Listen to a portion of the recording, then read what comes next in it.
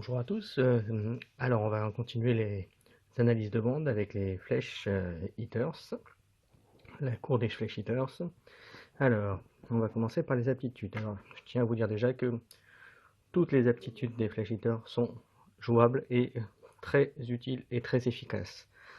La première, utilisable par tous, ça permet à un combattant de se soigner s'il meurt de combat à un combattant ennemi. Donc, autant vous dire que ça peut être très utile.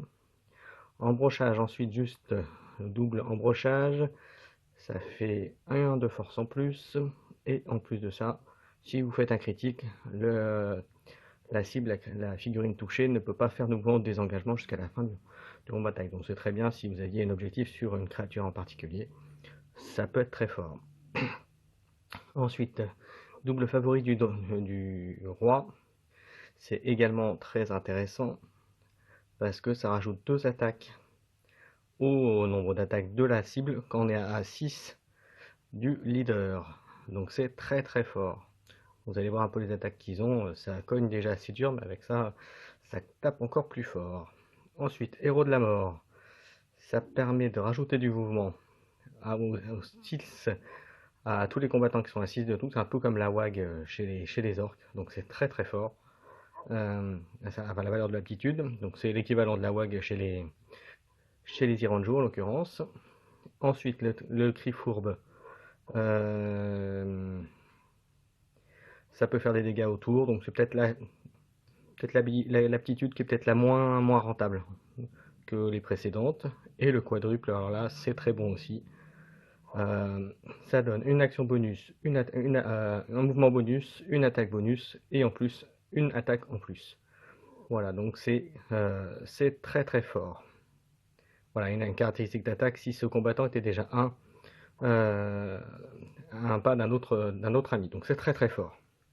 Ensuite, on va rentrer dans le détail des figurines. Alors, on va commencer par la figurine qui coûte le plus cher, qui a la capacité de vol. C'est celui-ci. Donc, c'est le crypte infernal. Donc, vous voyez, 10 de mouvement, donc il faut y aller.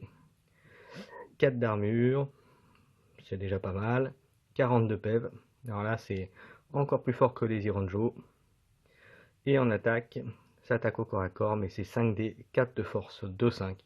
Donc autant dire que vous pouvez faire très très mal, aller très vite sur une cible et faire de gros dégâts. Maintenant, ça vaut 300 points. Ensuite, à 235, vous avez celui-ci. Donc c'est le Crypt Flyer. Donc 10 de mouvement, 30 PV, 4 de D, 4D, 4 d'attaque, 2, 4. Un peu moins fort que l'autre, mais bon. Pour 235, ça fait le café. On continue avec celui-ci. Donc là, c'est une unité terrestre à 255. Donc 6 de mouvement. Donc vous voyez, c'est peut-être le côté moins d'aile qui. Pas d'aile, donc au sol. Donc 4 d'armure, 40 PV. Donc là, c'est pareil. C'est des gros tons. 5 attaques, 4 de force, 2, 5. Donc ça tape très très fort. Ensuite, juste en dessous, on a la même chose, mais en version plus simple. 190, 6 de mouvement, 4 d'armure, 30 points de vie, autant dire que pareil, ça tape fort, enfin, ça résiste. 4D, 4 de force, 2, 4, vous voyez, ça bouge, ça tape fort, ça a des combos pour taper plus fort, pour aller un peu plus vite, pour enchaîner, pour récupérer un peu de points de vie, donc c'est très complet, une bande qui est très complète. Là, après des petites unités qui pour moi sont là pour compléter la bande, pour mettre un peu de populace quand vous voyez le coup des figurines. Vous voyez donc 125, 4D, 3, 2, 4, donc même les petites figurines à 125, bah ça fait quand même mal. 5 de mouvement, un peu moins, 3 d'armure, donc là c'est plus léger, mais bon, quand on voit ce qu'il y a à côté, à 15 points de vie, on se doute que soit ça va être les premières cibles, soit vous allez taper sur les autres figurines, et du coup ça laisse plus de marge pour les petites. Et enfin la plus petite créature, donc là c'est clairement pour moi du bouche-trou, 55, 5 de déplacement, 3 d'armure, 8 PV, 3, 3, 1, 3, donc C'est des troufions, l'équivalent de troufions chez les autres, pour certaines bandes, à 55 points, voilà, c'est bien.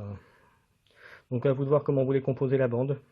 Donc pour avoir discuté avec un joueur, donc si vous avez vu une précédente vidéo, un petit rapport de bataille, même si on n'est pas rentré beaucoup dans le détail, discuter avec lui, c'est voilà le choix d'unité, c'est on peut partir sur un volant, un peu de terrestre, ou alors complètement laisser de côté le terrestre, le volant comme il avait fait contre moi avec mes Stormcast, euh, et partir sur un leader, deux ou trois gros tons et puis des petits pour compléter.